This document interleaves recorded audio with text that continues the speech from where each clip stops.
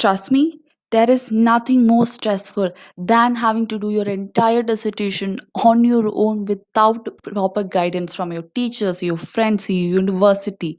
And in these times of online classes and lockdown, I'm pretty sure that most of you postgraduate students, final year especially, will be doing your dissertation on your own. So does UG students in some university.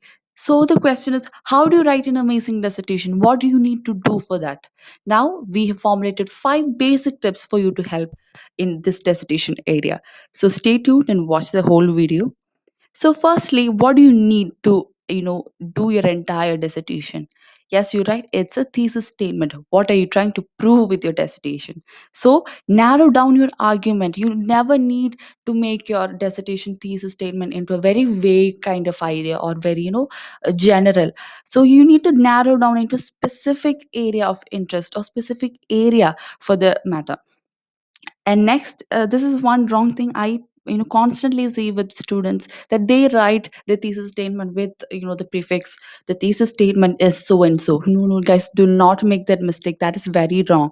At least it's not very wrong, but it doesn't look very professional in the academic sphere. So write in a very creative manner, put forth your argument in a very creative manner, and incorporate it within your introduction. Now, how do you write the introduction? How do you write the thesis statement within the introduction? There is always an order. I'll tell you how it's done.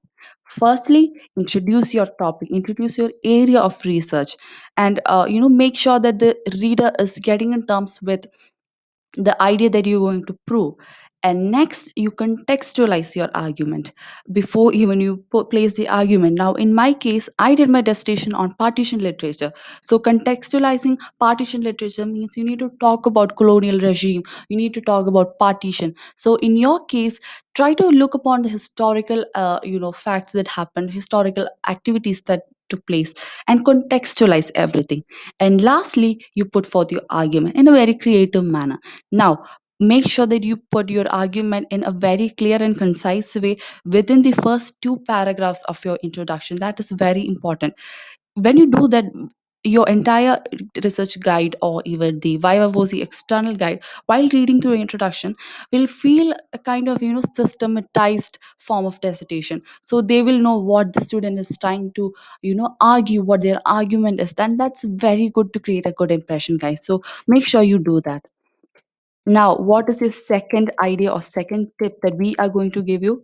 Objectives. Now, this is a very subjective idea because I've seen that some universities prefer research questions, some other prefer objectives. Now, me personally, what I did was that I incorporated both of them together, get to get the best of both worlds, basically. So, first, and that's what I'm going to give you guys too. Firstly, formulate your research questions. Now, what are research questions? These are the questions that arise while you do your research.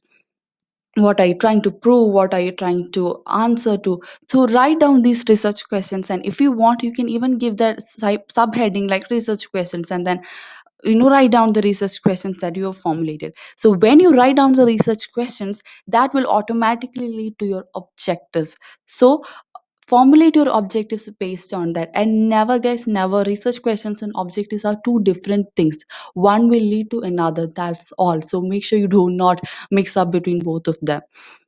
Now, if well formulated, the objectives or even the research questions, 5 to 6 objectives are enough, guys. So do not make it too lengthy, like 11, 12, 13.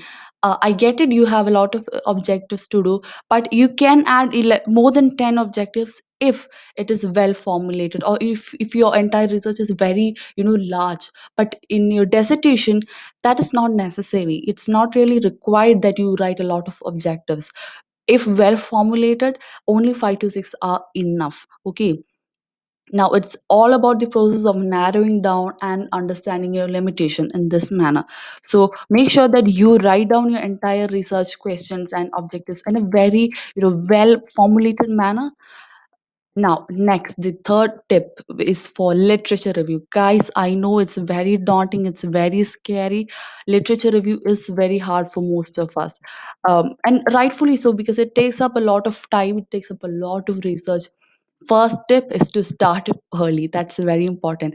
Try to research from a very early point of time. It will help you. Trust me, it will help you in the last long run. Now, specific tips: do both online and offline research. Now, a lot of online repositories are there, like JSTOR, ProQuest. Use them to your full max, potential. Use them, research upon them. Do a lot of research online, even with Google Scholar, if that's comfortable for you. And do offline. Read a lot of books. Read a lot of non-fiction, essay books, and really always related to your research area. And lastly, videos. They're very important in this postmodern, metropolitan era of research. Go through a lot of online lectures by universities, well known universities. I understand that Yale University has a YouTube channel. They post a lot of lectures. So if you can add these videos as a part of your literature review. uh, and make sure that you cite your sources. That is very important, because unless and until you don't cite your sources, it will be counted as plagiarism. So do not do that mistake, guys.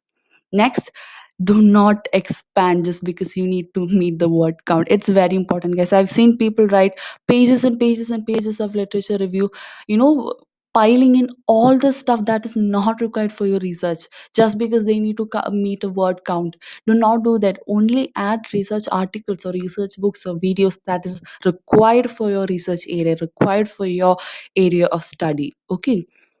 Now, what is the fourth tip? It's about chapters. It is a very important tip, guys, because in higher academic level, it's all about a systematized form of research, right? So you need to divide your arguments into chapters, and prima facie or on the first look, it will give a very polished look for your dissertation. So how do you do it? Divide your arguments, the major ones, into subcategories, and each chapter should have a sub argument in support of the thesis statement. So how do you do it? In the introduction, there will be one grand thesis statement. Divide your thesis statement again into sub arguments and make them into chapters. Not more than two or three is needed for dissertation, because if you add more, it can be well and be a book. You can publish it as a book, but that's not needed for dissertation, right? It's just two or three chapters maximum. That's all you need. Okay.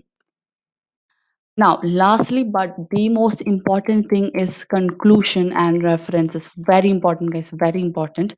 Now, in conclusion, what you actually do is not write a page about running around and beating about the bush, but no, what you are going to do is that you prove your thesis statement. That is where and the entire proving happens, not in the chapters. The chapters are supposed to be sub arguments and writing about your findings from the literature review, etc. In your conclusion, you prove your entire thesis statement and how you went about your research to prove them, etc.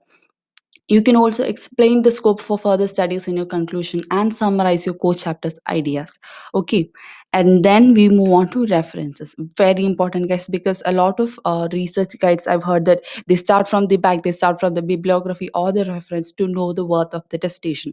Now, this is where you need to be thorough with the style sheet that you are asked to use. Ask your guide about what kind of style sheet they prefer, whether it's APA or MLA.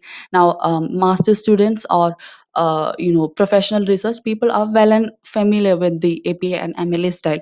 If you are not, guys, comment down below. I can make an entire video on how to write references in APA or MLA.